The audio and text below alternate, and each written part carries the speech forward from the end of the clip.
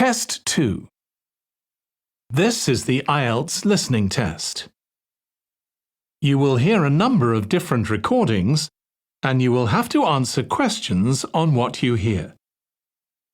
There will be time for you to read the instructions and questions, and you will have a chance to check your work. All the recordings will be played once only. The test is in 4 parts. At the end of the test, you will be given 10 minutes to transfer your answers to the answer sheet. Now turn to Part 1.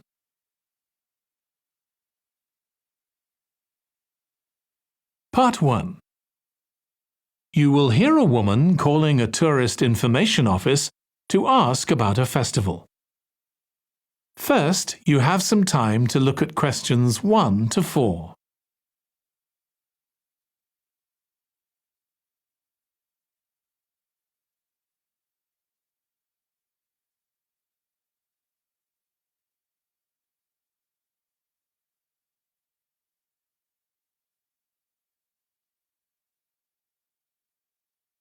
Now listen carefully and answer questions 1 to 4. Good morning. You're through to the Tourist Information Office. Tim speaking. How can I help you? Oh, hello. Could you give me some information about next month's festival, please? My family and I will be staying in the town that week. Of course. Well, it starts with a concert on the afternoon of the 17th. Oh, I heard about that. The orchestra and singers come from the USA, don't they? They're from Canada. They're very popular over there.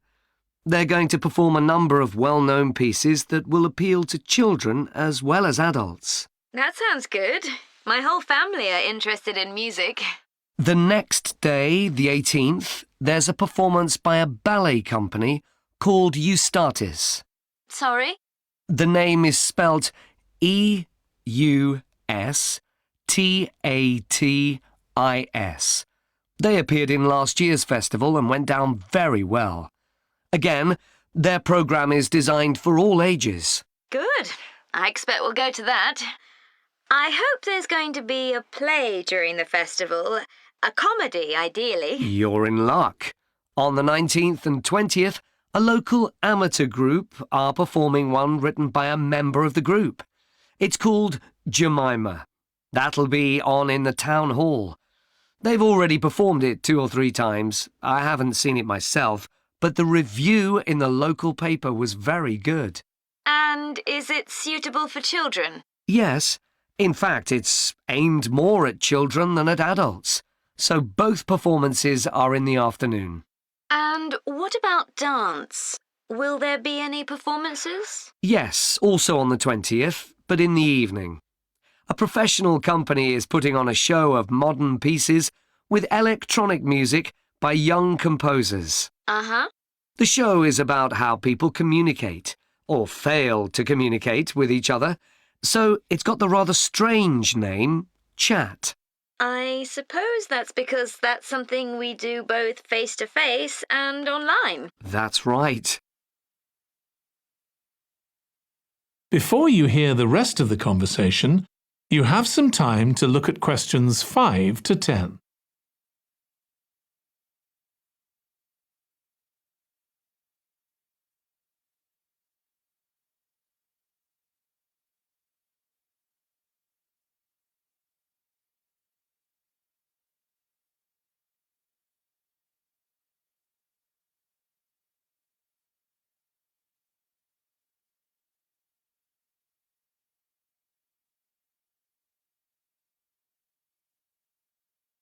Now listen and answer questions 5 to 10.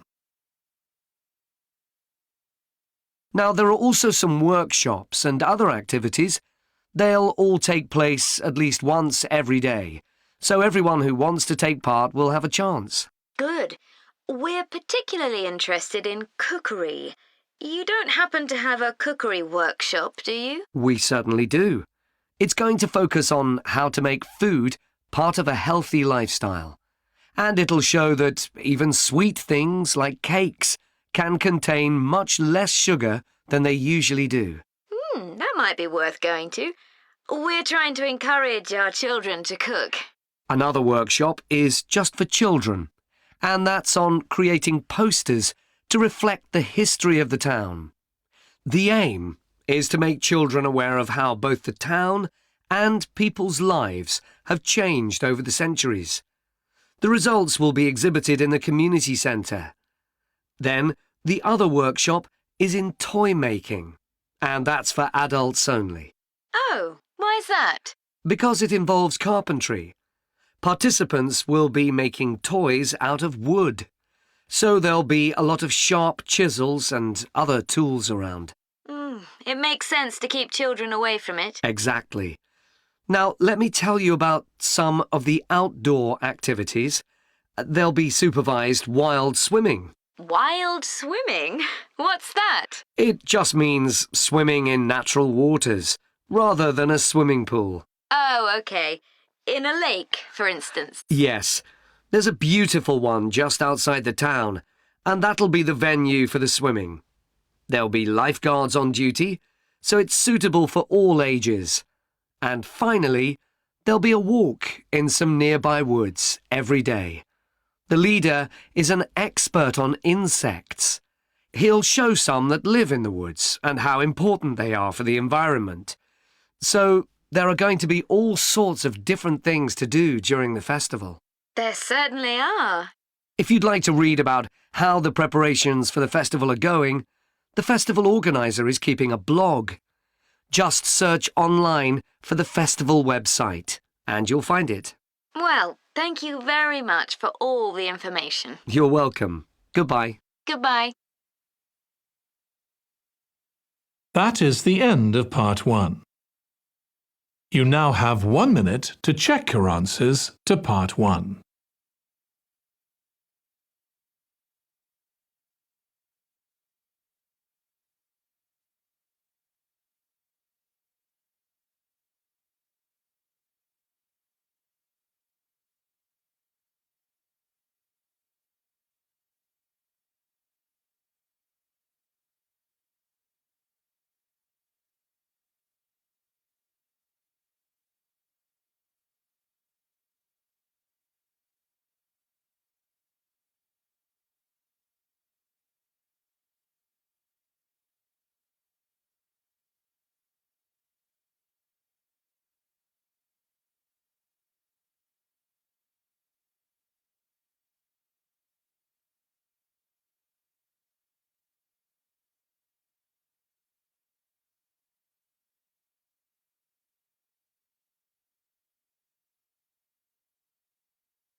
Part 2.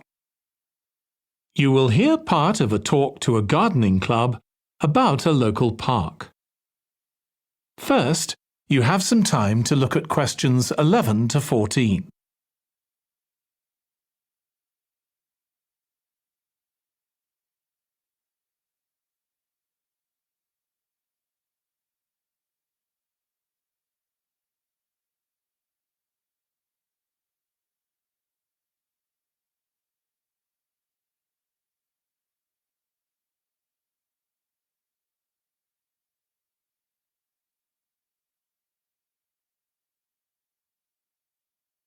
Now listen carefully and answer questions 11 to 14. I'm very pleased to welcome this evening's guest speaker, Mark Logan, who's going to tell us about the recent transformation of Minster Park. Over to you, Mark. Thank you. I'm sure you're all familiar with Minster Park. It's been a feature of the city for well over a century, and has been the responsibility of the City Council for most of that time. What perhaps isn't so well known is the origin of the park. Unlike many public parks that started in private ownership, as the garden of a large house, for instance, Minster was some wasteland, which people living nearby started planting with flowers in 1892. It was unclear who actually owned the land, and this wasn't settled until 20 years later, when the council took possession of it. You may have noticed the statue near one of the entrances. It's of Diane Gosforth, who played a key role in the history of the park. Once the council had become the legal owner, it planned to sell the land for housing. Many local people wanted it to remain a place that everyone could go to enjoy the fresh air and natural environment. Remember, the park is in a densely populated residential area. Diane Gosforth was one of those people, and she organised petitions and demonstrations, which eventually made the council change its mind about the future of the land. Soon after this, the First World War broke out in 1914, and most of the park was dug up and planted with vegetables, which were sold locally. At one stage, the army considered taking it over for troop exercises, and got as far as contacting the city council, then decided the park was too small to be of use. There were occasional public meetings during the war, in an area that had been retained as grass. After the war, the park was turned back more or less to how it had been before 1914, and continued almost unchanged until recently. Plans for transforming it were drawn up at various times, most recently in 2013, though they were revised in 2015 before any work had started.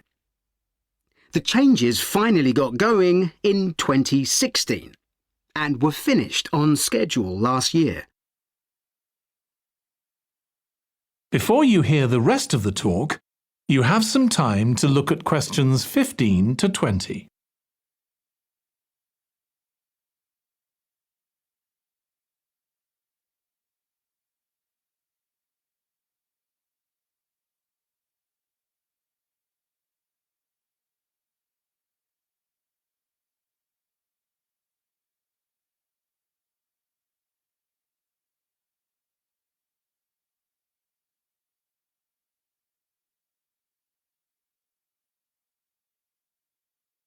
Now listen and answer questions 15 to 20.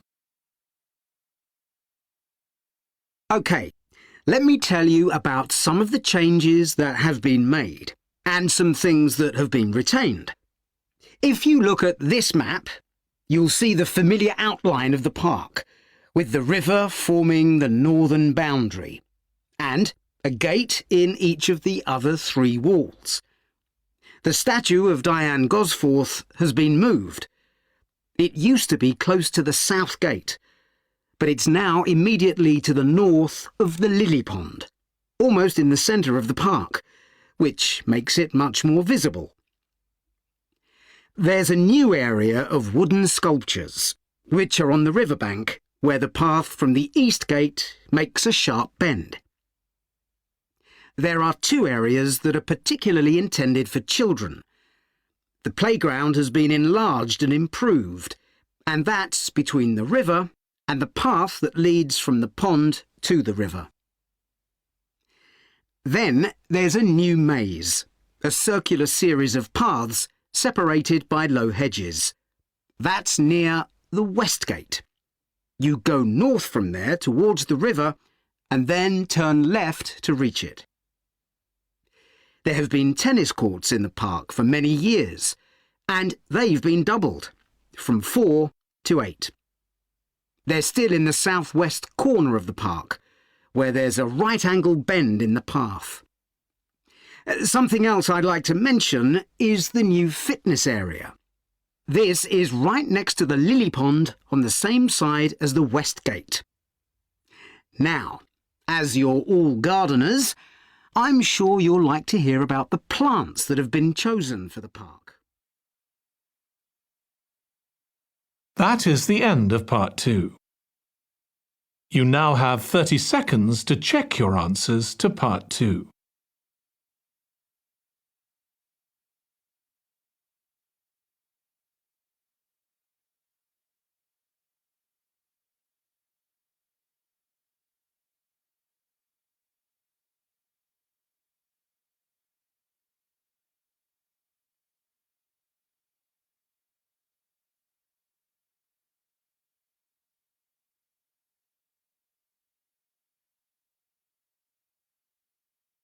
Part 3. You will hear two students of English called Kathy and Graham planning a display on 19th century British life and literature for a university event. First, you have some time to look at questions 21 to 24.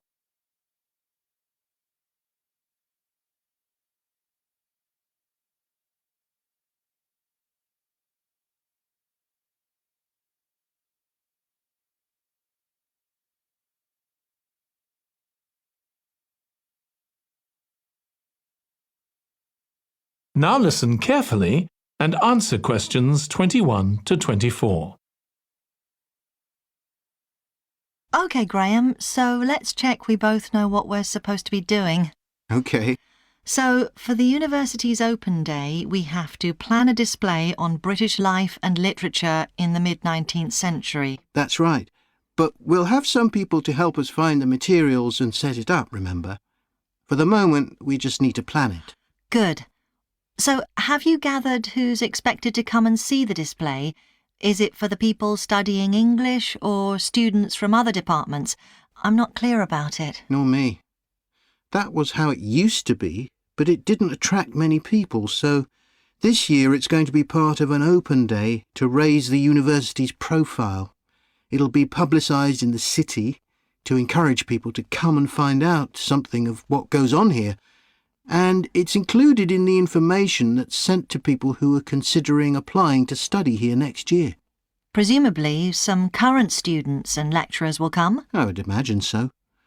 But we've been told to concentrate on the other categories of people. Right.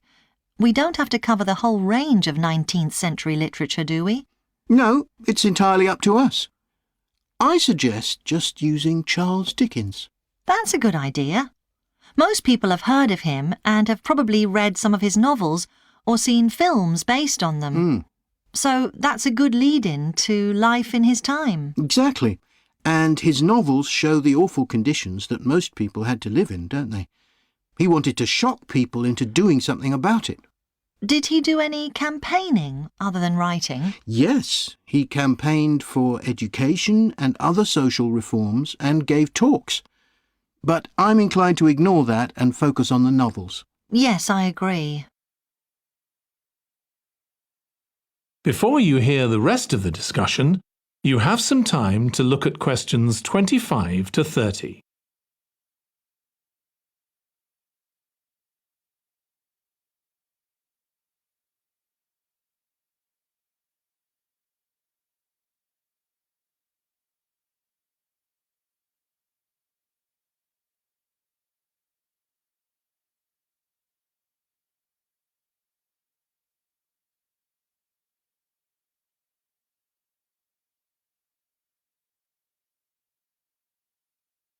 Now listen and answer questions 25 to 30.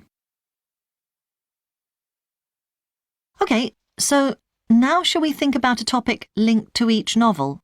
Yes, I've printed out a list of Dickens's novels in the order they were published, in the hope you'd agree to focus on him. You're lucky I did agree.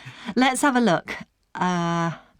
OK, the first was The Pickwick Papers, published in 1836. It was very successful when it came out, wasn't it? And was adapted for the theatre straight away. There's an interesting point, though, that there's a character who keeps falling asleep, and that medical condition was named after the book, Pickwickian syndrome. Oh, so why don't we use that as the topic and include some quotations from the novel? Right. Next is Oliver Twist. Mm-hmm. There's a lot in the novel about poverty, but maybe something less obvious. Well, Oliver is taught how to steal, isn't he? We could use that to illustrate the fact that very few children went to school, particularly not poor children, so they learnt in other ways. Good idea. What's next? Maybe Nicholas Nickleby? Actually, he taught in a really cruel school, didn't he? That's right. But there's also the company of touring actors that Nicholas joins. We could do something on theatres and other amusements of the time. We don't want only the bad things, do we? OK. What about Martin Chuzzlewit? He goes to the USA, doesn't he? Yes. And Dickens himself had been there a year before and drew on his experience there in the novel. I wonder, though. The main theme is selfishness. So we could do something on social justice? No, too general. Let's keep to your idea. I think it would work well. He wrote Bleak House next. That's my favourite of his novels. Yes, mine too. Oh, His satire of the legal system is pretty powerful. that's true. But think about Esther, the heroine. As a child, she lives with someone she doesn't know is her aunt, who treats her very badly. Then she's very happy living with her guardian, and he puts her in charge of the household. And at the end, she gets married, and her guardian gives her and her husband a house, where, of course, they're very happy. Yes, I like that. What shall we take next? Little Dorrit? Old Mr. Dorrit has been in a debtor's prison for years. So was Dickens's father, wasn't he? That's right. What about focusing on the part when Mr. Dorrit inherits a fortune and he starts pretending he's always been rich? Good idea. OK. So next we need to think about what materials we want to illustrate each issue. That's going to be quite hard. That is the end of Part 3. You now have 30 seconds to check your answers to Part 3.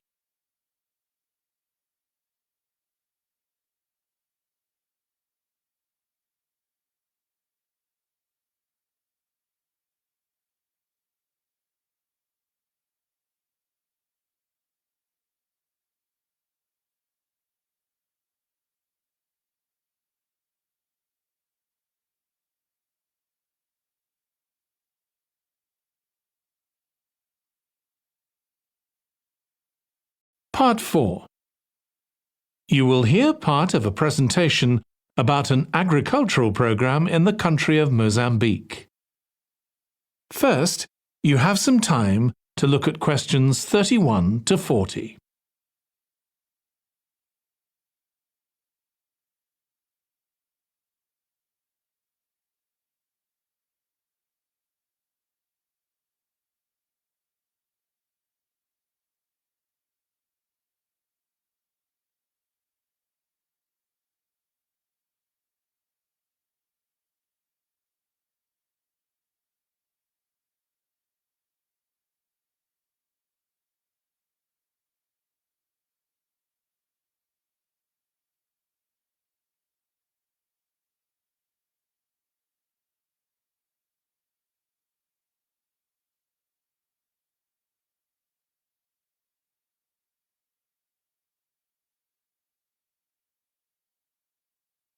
Now listen carefully and answer questions 31 to 40. I'm going to report on a case study of a programme which has been set up to help rural populations in Mozambique, a largely agricultural country in Southeast Africa. The programme worked with 3 communities in Chikwalakwala district near the Limpopo River. This is a dry and arid region with unpredictable rainfall. Because of this, people in the area were unable to support themselves through agriculture, and instead they used the forest as a means of providing themselves with an income, mainly by selling charcoal. However, this was not a sustainable way of living in the long term, as they were rapidly using up this resource. To support agriculture in this dry region, the programme focused primarily on making use of existing water resources from the Limpopo River by setting up systems of irrigation, which would provide a dependable water supply for crops and animals. The programme worked closely with the district government in order to find the best way of implementing this. The region already had one farmers' association, and it was decided to set up 2 more of these. These associations planned and carried out activities including water management, livestock breeding and agriculture. And it was notable that in general, women formed the majority of the workforce. It was decided that in order to keep the crops safe from animals, both wild and domestic, special areas should be fenced off where the crops could be grown. The community was responsible for creating these fences, but the programme provided the necessary wire for making them. Once the area had been fenced off, it could be cultivated. The land was dug so that vegetables and cereals appropriate to the climate could be grown, and the programme provided the necessary seeds for this. The programme also provided pumps so that water could be brought from the river in pipes to the fields. However, the labour was all provided by local people, and they also provided and put up the posts that supported the fences around the fields.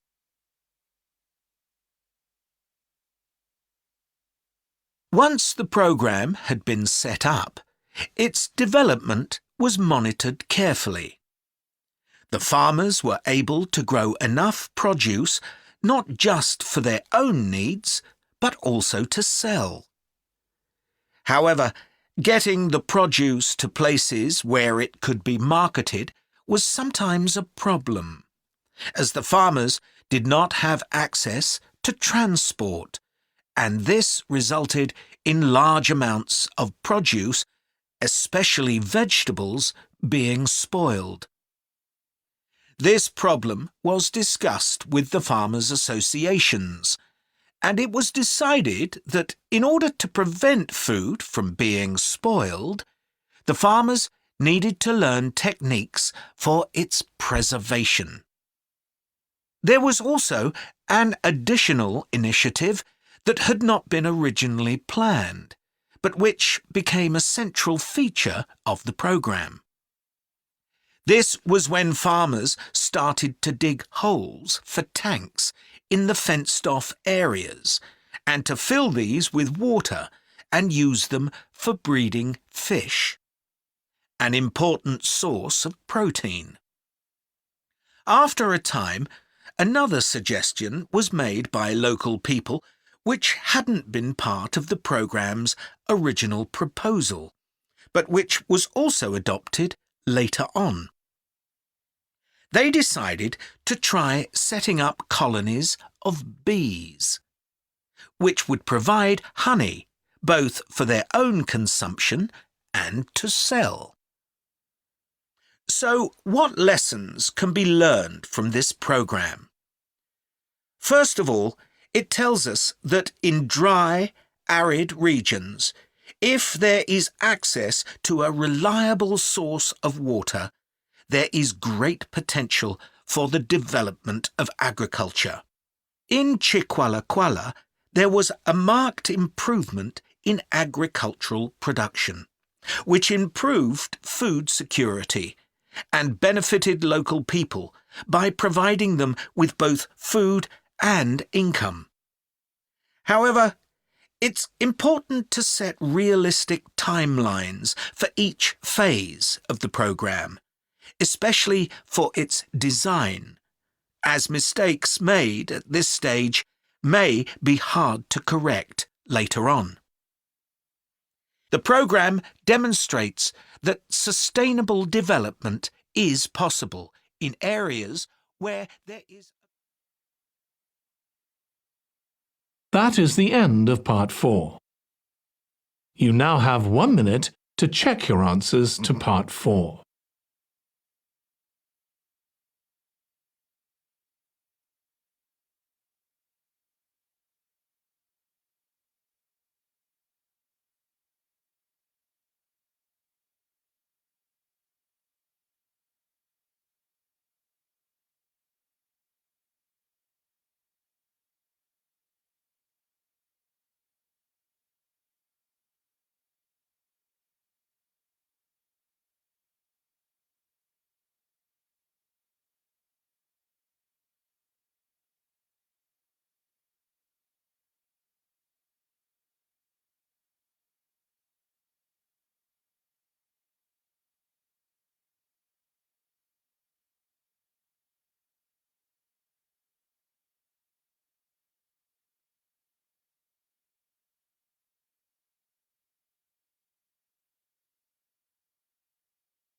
That is the end of the listening test. In the IELTS test, you would now have 10 minutes to transfer your answers to the answer sheet.